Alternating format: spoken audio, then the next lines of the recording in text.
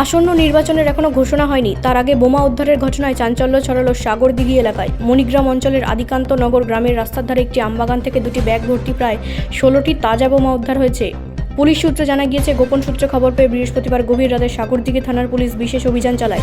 মণিগ্রাম অঞ্চলের আদিকান্ত নগর গ্রামের রাস্তার পাশে আমবাগান থেকে উদ্ধার হয় বোমা ভর্তি দুটি ব্যাগ।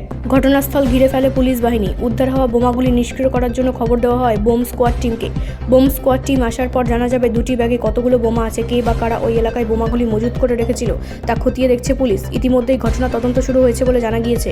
নির্বাচন ঘোষণার আগে বিপুল পরিমাণ তাজা বোমা উদ্ধারের ঘটনায় এলাকায় তীব্র চাঞ্চল্য ছড়িয়েছে। স্থানীয় বাসিন্দাদের মধ্যে আতঙ্কের পরিবেশ তৈরি হয়েছে। পুলিশ জানিয়েছে, ঘটনার সঙ্গে জড়িতদের চিহ্নিত করতে তদন্ত জোরদার করা হয়েছে। ব্যুরো রিপোর্ট, রাষ্ট্রীয় প্রসার বাংলা।